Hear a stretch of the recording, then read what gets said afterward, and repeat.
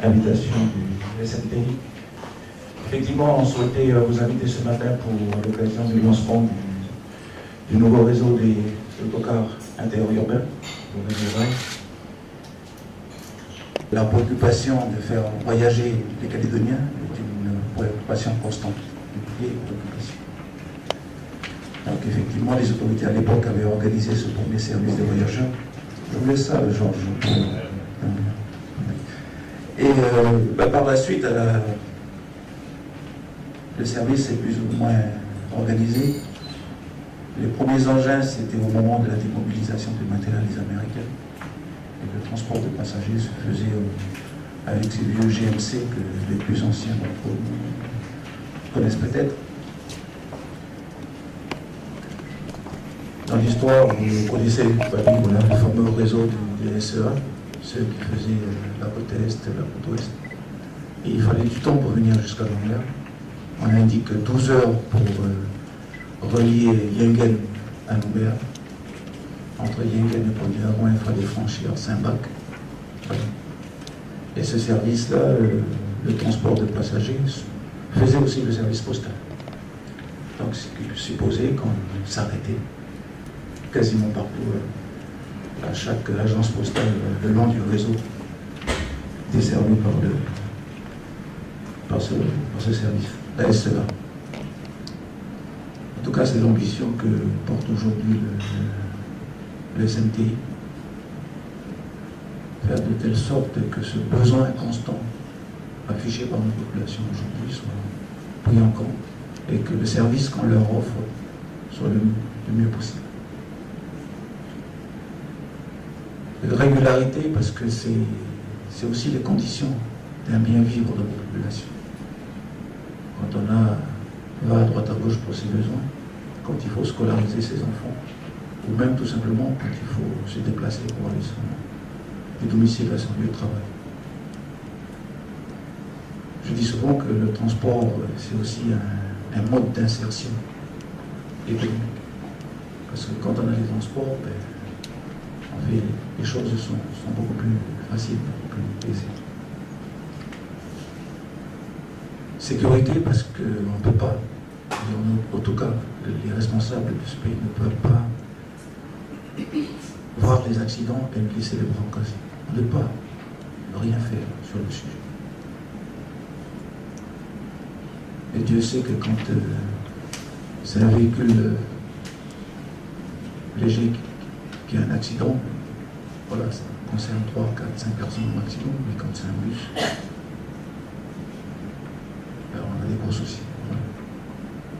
Et puis parce que c'est aussi une condition, comme j'ai dit tout à l'heure, de bien vivre. On ne peut pas partir de chez soi et puis sur la route se dire est-ce que le bus que j'ai pris va tomber en panne, est-ce que voilà. Donc c'est aussi un point essentiel sur l'organisation de ce nouveau réseau. La sécurité. Le confort, parce que on est au plus cher avec nos grands-parents. Aujourd'hui, je pense que où qu'on se situe en Nouvelle-Calédonie, on a un droit au meilleur service possible. Donc ce sera à 40K, avec la climatisation, avec les écrans vidéo, équipés aussi pour permettre aux personnes à mobilité réduite d'avoir accès à ces bus. C'est ça le confort. Et je pense que c'est un service que aussi bien le SMTI que le SMTI, ceux qui ont en charge la problématique globale des transports, doivent offrir à la population. On peut se féliciter de la mise en place de ce réseau. Alors c'est vrai que ça s'inscrit dans un schéma plus global, monsieur le Président, mais ça vous en savez quelque chose. Donc il va falloir que dans l'année ou les années à venir, qu'on arrive à avoir une cohérence entre l'ensemble des transports en Nouvelle-Calédonie. Alors ça, de toute façon, c'est un objectif qu'on veut réaliser. Donc en tout cas, voilà, simplement, Monsieur le Président, je pense qu'on peut, au nom des administrateurs, se féliciter qu'enfin, ce réseau va se mettre en place après, je disais, un peu plus de 10 ans de réflexion et de travaux divers.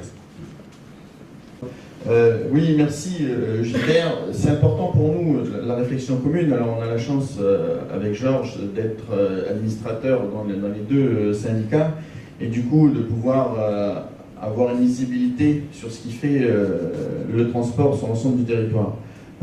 Tu l'as dit, c'est un point essentiel du cadre de vie, le transport, parce que c'est ce qui te permet d'accéder aux services, qui te permet d'accéder au travail, accéder à l'éducation pour nos enfants.